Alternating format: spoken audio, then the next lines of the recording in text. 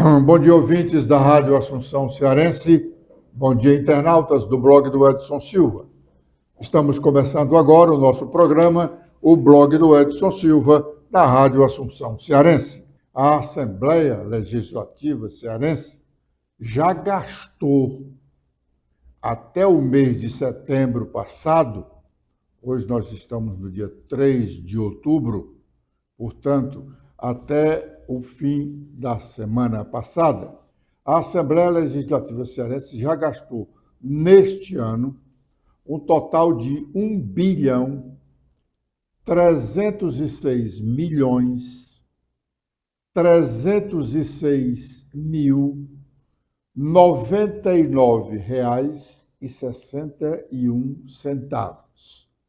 correspondendo a aproximadamente a 150 milhões por mês. É o custo da Assembleia Legislativa Cearense, com 46 deputados estaduais e os seus servidores. É um valor considerável, levando-se em consideração que o Poder Judiciário, com centenas de juízes, o Tribunal de Justiça do Ceará, o Poder Judiciário, tem mais de 300 juízes espalhados em todo o estado do Ceará. Tem comarcas, por exemplo, como Sobral, Juazeiro, Maracanaú, Caucaia, que tem mais de 5 juízes. Cada juiz desse, lá do mais longínquo interior cearense, até aqui na capital e os próprios desembargadores, ganham um pouco mais de R$30 mil por mês. Pois bem, toda essa estrutura do Poder Judiciário gastou bem menos até o mês de setembro que a Assembleia Legislativa.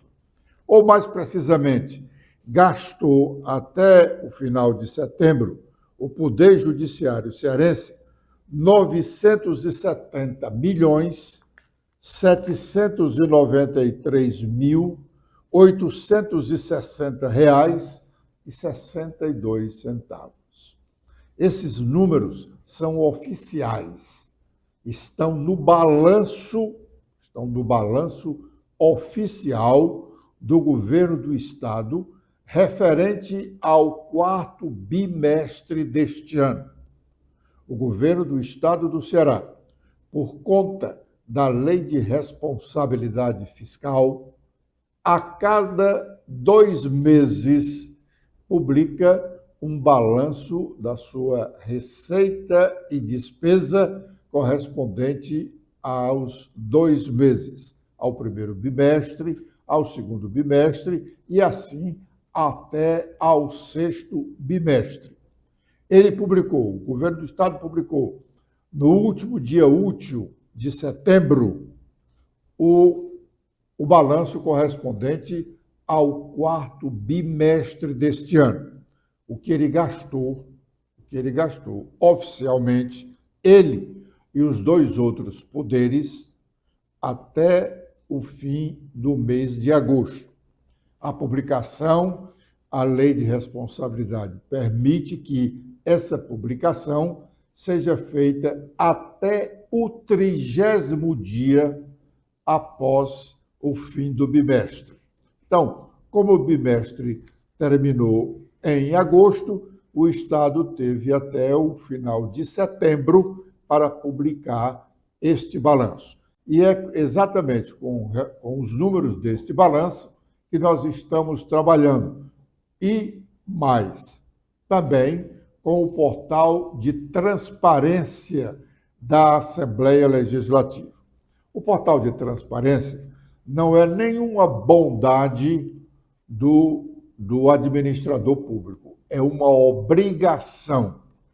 Todos os órgãos da administração pública, federal, estadual e municipal tem que ter o seu portal de transparência, exatamente para ele dizer como está arrecadando, quanto está arrecadando, como está gastando e até quanto gastou naquele período. Portanto, quando se diz assim, não, nós temos aqui o nosso portal de transparência, querendo passar a ideia de que é realmente transparente, isso é engodo, é obrigação, obrigação. Quem não tem o portal da transparência pode ser punido com relação a isto. Tem mais. Pela comparação entre os volumes de recursos gastos entre o Poder Legislativo e o Poder Judiciário, tem-se a certeza que os desmandos com os recursos nossos, recursos do povo, a Assembleia, ou o desmando na Assembleia é grandioso. Também pudera, né? Só de verba de desempenho parlamentar para gastar com alimentação, gasolina e assessoria, cada deputado estadual tem pouco mais de R$40 mil todo mês, sendo que na verba de gasolina, atenção, na verba de gasolina, de pouco mais de R$5 mil todo mês, cada deputado tem direito a R$ 5.217 ou 5.700, é mais de R$5 mil todo mês, o correspondente a aproximadamente 1.000 litros de gasolina ou óleo diesel para gastar todo mês. Nesse caso aqui, nesse ponto, há suspeita de rachadinha, pois, coincidentemente,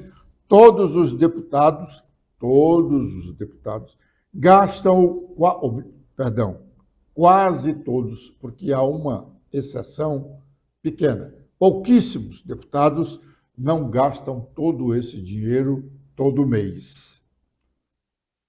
Pouquíssimos. Mas a quase totalidade gasta o mesmo valor mensal, independentemente dos carros que utilizam. Tem carros grandes que consomem mais combustível. Tem carros menores, populares, que gastam bem menos combustível. Pois bem, mas além dos gastos com relação a combustível, temos também os gastos com a verba de alimentação, superior a R$4 mil por mês, mesmo que os deputados só tenham 12 dias de trabalho por mês. Atenção, os deputados estaduais cearenses só trabalham 12 dias por mês. Por semana, eles trabalham na terça, na quarta e na quinta.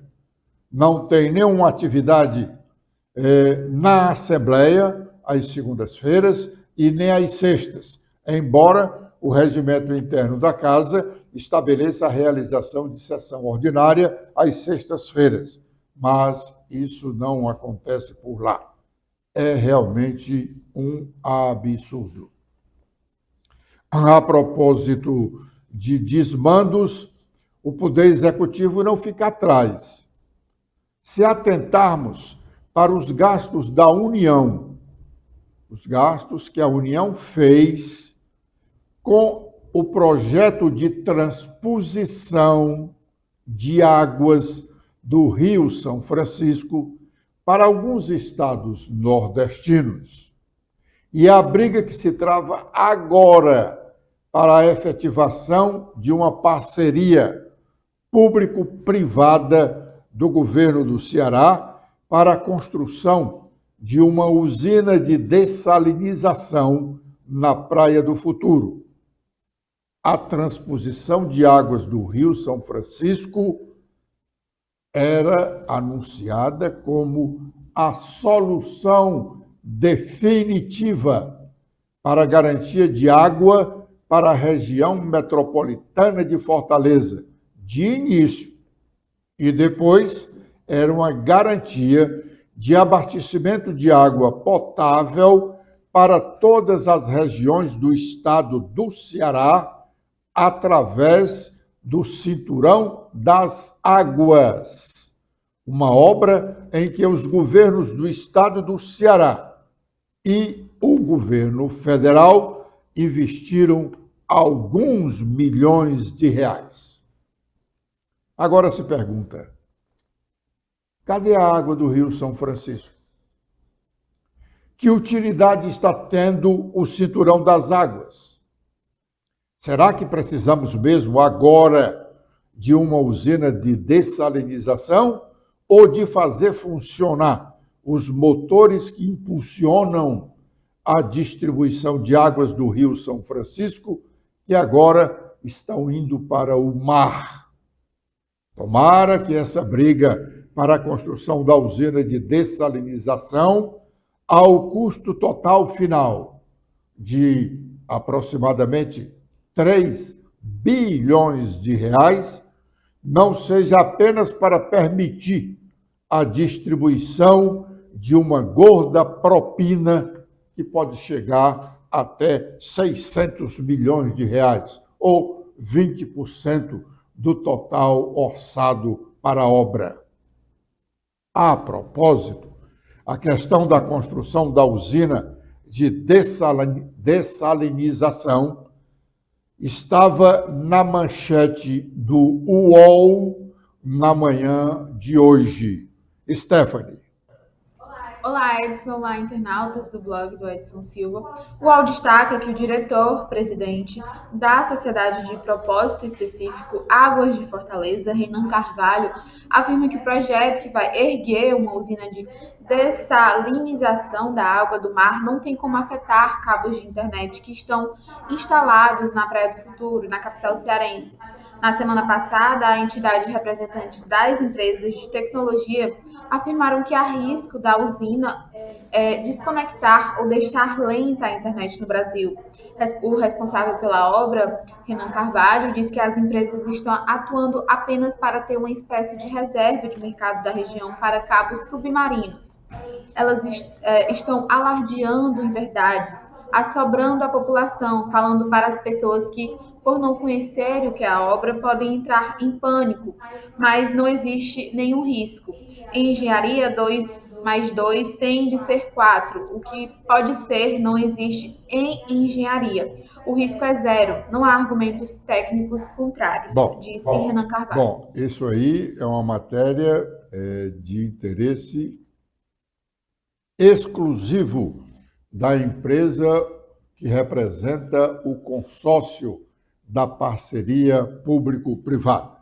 O Senado Federal fez uma sessão deliberativa extraordinária ontem para votar a medida provisória do desenrola, posto que ela, medida provisória, perderia sua validade no fim do dia de ontem.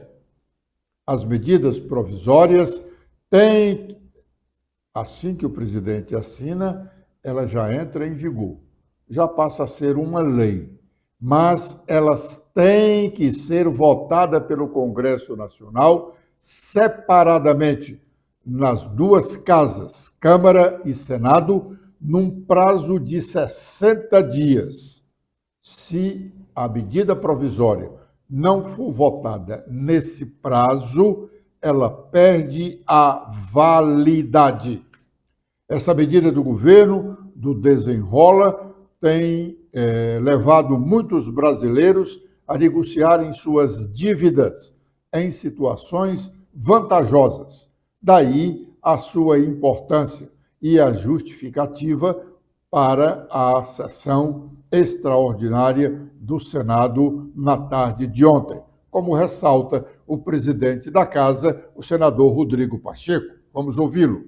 Nós fizemos hoje uma sessão do Senado Federal, excepcionalmente nessa segunda-feira, para poder apreciarmos, dentro do prazo de vigência da medida provisória, o projeto de lei correlato do Desenrola, que é um programa do governo muito importante para resolver o endividamento das famílias brasileiras. Havia essa premência do tempo de aprovação. Quero cumprimentar o trabalho realizado pelo relator, o senador Rodrigo Cunha, que se dedicou muito a esse tema, que cedeu, inclusive, essa possibilidade que fizéssemos até hoje essa apreciação, de modo que ele, inclusive, contribuirá com novas sugestões para poder resolver o problema do endividamento dos brasileiros e encaminhará como um projeto de lei autônomo. Mas, de qualquer forma, agora o desenrola é aprovado nos termos que veio da Câmara e nós encaminhamos a sanção do presidente da República, que, quero crer, deve sancionar esse projeto até amanhã para que seja incluído no ordenamento jurídico como lei dentro do prazo da medida provisória.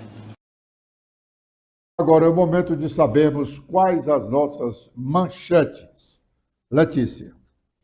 Olá, Edson. Olá a todos que acompanham o nosso programa desta terça-feira. Com as atualizações feitas no nosso blog, temos que Cid caminha para o ostracismo, maculando sua imagem. Os amigos poderiam ajudá-lo. Ele ainda pode ser útil aqui ao estado do Ceará. O PDT, o partido ao qual faz parte, desde o desentendimento na formação de sua chapa para disputar o governo do estado no ano passado, a cada dia torna-se menor e regride com alguns dos seus apequenando-se, tanto que apagam o brilho que tiveram efemeramente. O encontro do diretório estadual do partido na última sexta-feira mais pareceu um aglomerado de pessoas desconhecidas e de qualificação menor. Tantos foram os momentos de deseducação e de agressões pessoais diretas e Camilo Amano e Sarto se encontram durante o lançamento de campanha de multivacinação. Essa campanha do Ministério da Saúde para crianças e adolescentes menores de 15 anos de idade teve início no fim de semana passado. A mobilização começou simultaneamente na Paraíba, Ceará, Piauí, Alagoas, Tocantins, Goiás e em São Paulo. Líderes do governo do PDT, do PT e presidente da Assembleia criticam a decisão de André Figueiredo contra Cid Gomes. Em decisão tomada na manhã desta segunda-feira, ontem, André, ao lado do prefeito Sarto e do ex-prefeito Roberto Cláudio, de deputados estaduais, vereadores aqui de Fortaleza, anunciaram que Cid Gomes não presidirá mais o partido. Segundo ele, acordos foram desrespeitados pelo senador, que inicialmente comandaria o PDT até o fim do mês de dezembro deste ano. E após Cid Gomes não cumprir acordos, André retira o senador da presidência, mais uma matéria falando sobre este assunto. Agora, com os destaques nacionais, iniciando pelo Estadão, temos em principal manchete sobre o transporte público. A greve do metrô provoca filas em ônibus e Uber a R$ 170 no estado de São Paulo. Categorias são contra privatizações de empresas públicas e o governo diz que essa paralisação é ilegal. Com os destaques do Globo, temos em principal manchete sobre a postura do ministro Cristiano Zanin junto ao presidente Lula sobre a escolha do novo ministro do Supremo Tribunal Federal. E sobre a CPMI do dia 8 de janeiro, o pluralista suspeito de financiar atos golpistas presta depoimento hoje. Com as últimas da Folha de São Paulo, temos que a ala do governo defende freio a Alexandre de Moraes e vê com cautela a delação de Mauro Cid. Ministros e aliados de Lula no Congresso temem repetição de modelo da Lava Jato. Ciro Gomes foi às redes sociais ontem à noite, não para falar do imbróglio aí do PDT, do seu PDT cearense, que envolve o seu irmão Cid, mas para, em tom jocoso, falar da visita que fez Bolsonaro e sua mulher Michele a Fortaleza no último fim de semana, em que Bolsonaro teve encontro com correligionários, inclusive participou de um evento que era comandado pela sua mulher Michele, um encontro de mulheres do PL. Vamos ouvir o que disse Ciro. Na nossa newsletter dessa semana, na do domingo, eu começo com uma reflexão sobre a idolatria a políticos. Eu estou muito impressionado com isso e tenho procurado entender, estudar, refletir sobre isso. O fenômeno parece ser um sinal dos nossos tempos. Você tem, por exemplo, o Bolsonaro esteve aqui em Fortaleza. Bolsonaro, cara, levou 500 mil brasileiros à morte, está envolvido em escândalo de roubar joia, uma vulgaridade, uma ignorância, não sei o que e tal. Rapaz, o cara chegou aqui e parecia um popstar. foi comer pizza no shopping center, fez comício na rua, multidão de gente fanática e tal. Como é que a gente entende isso? Depois eu estou vendo o que está acontecendo na Argentina. Repare o que está acontecendo na Argentina, é muito grave. A Argentina está numa crise profunda, cento e tantos % de inflação, não tem dinheiro para comprar nem peça de reposição, tudo que ela importa, não tem um centavo de dólar para nada, e está lá um tal de Milei, que é um camarada que a imprensa brasileira está chamando de ultraliberal. O cara é um nazista. O cara, não digo nazista, mas assim, é um fascista tosco, embora economista, professor, sabe o que está falando, e está lá uma multidão, o cara liderando pesquisas. Pensando nesses fanatismos, nessa idolatria de políticos, me vem a vontade de ajudar. Meu irmão, nenhum povo maduro, civilizado, é apaixonado por político, sabe? Lula, Bolsonaro, Milei, Sérgio Moro, as pessoas se apaixonam e perdem a noção completa do distanciamento crítico. E aí me vem a lembrança da Segunda Guerra Mundial, duas figuras. Uma, a figura trágica do Hitler, uma figura ridícula, criminosa, histriônica. Por outro lado, o maior herói do século XX, na minha opinião, porque resistiu praticamente sozinho durante quase 2 anos, quase 3 anos, digo melhor, que é o líder da Grã-Bretanha, o Winston Churchill, uma das maiores personalidades. O Winston Churchill ganhou a guerra. Ele estava sentado numa conferência de paz, já com os aliados, quando recebeu a notícia de que estava demitido de primeiro-ministro, porque o partido dele perdeu as eleições parlamentares na Inglaterra. Apenas o Churchill era o homem correto para a guerra. E os tempos de paz exigiam uma outra personalidade. É isso que nós precisamos ser, sabe? Mais ingleses e menos alemães vulneráveis ao nazismo. Lula, Bolsonaro fazem um discurso radical um contra o outro e os seus gados respectivos batem palma, não querem nem saber dos defeitos, se são corruptos, se são mentirosos, se estão, enfim, envolvidos em coisas absolutamente contraditórias. Bom, sem dúvida, algum aí aliado, admirador do ex-presidente Bolsonaro deve estar dizendo sobre esse comentário do Ciro que é ciúme. Na verdade, a visita do Bolsonaro ao Ceará chocou a uma boa parte dos políticos locais. Foi impressionante a mobilização que aconteceu em seu redor, sem que os seus aliados fizessem a mobilização que conhecemos aqui da parte de governos, né, da parte de opositores, que fazem mobilizações extensas para reunir grande número de pessoas ao redor de seus líderes. Bolsonaro, na verdade, não tinha uma agenda oficial aqui em Fortaleza.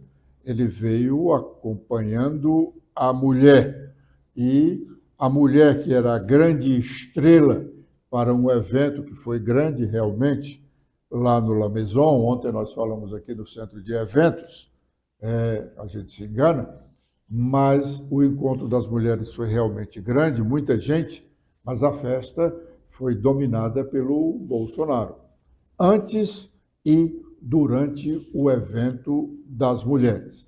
Isso significa dizer que a preço de hoje, porque a política você tem que valorar pelo momento. A preço de hoje, Bolsonaro é um grande cabo eleitoral para a disputa municipal do próximo ano em Fortaleza. Isso a preço de hoje. Amanhã pode Bolsonaro até nem existir, e pode até existir com mais força do que a que foi demonstrada no último fim de semana em Fortaleza. Ciro, como nós dissemos aqui há pouco, o pessoal do Bolsonaro deve estar dizendo que ele está com ciúme, porque o Bolsonaro reuniu uma grande quantidade de pessoas aqui em encontros que não estavam programados antecipadamente. Mas bem, Ciro, como dissemos ontem aqui neste programa, evita ao máximo falar no nome ou do irmão Cid, Cid nada falou em público sobre mais uma crise criada por Cid no PDT cearense. Ontem, Cid, depois de ter sido defenestrado da interinidade como presidente estadual do partido, num engodo para seus liderados, disse que ia provocar uma convenção extraordinária estadual para mudar o diretório do partido no estado do Ceará. Os partidos têm datas de convenções definidas. Os partidos que não têm datas de convenções definidas são aqueles que são administrados por comissões provisórias. Comissões provisórias são núcleos de pessoas indicados pelo presidente nacional do partido, que ele bota e tira no momento que lhe aprouver. O PDT é um dos partidos que tem diretório. E você não destitui um diretório facilmente. Você não convoca uma convenção extraordinária a qualquer momento e por qualquer coisa. É preciso que tenha fundamentos. E Cid não tem argumentos para fundamentar uma convocação extraordinária do partido para mudar o seu diretório. Ele precisa se acalmar, os amigos precisam ajudá-lo, porque ele, no momento, está, sem dúvida, com a mente obnubilada e, por isso, tem feito essas coisas assim, desastrosas, que não eram do feitio dele. Ele até se mostrava um dos políticos equilibrados aqui no estado do Ceará, mas desde a eleição passada, quando ele rompeu com o irmão, e o repito, perdeu a amizade do irmão que ele considerava como segundo pai, ele ficou com essa posição desconhecida. Os amigos precisam ajudá-lo, porque ele é um homem que ainda pode prestar bons serviços ao estado do Ceará. Como está, só tende a prejudicar o próprio estado do Ceará. Agradecendo a honrosa audiência dos ouvintes da Rádio Assunção Cearense e internautas do blog do Edson Silva, nós estamos encerrando o nosso programa de hoje, prometendo voltar amanhã com a proteção de Deus a partir das 11h45. Letícia. Eu também faço meus agradecimentos a todos que acompanharam o nosso programa de hoje. Vocês podem ver mais notícias apontando a câmera do celular de vocês para este QR Code. Espero revê-los no nosso programa de amanhã. Até lá!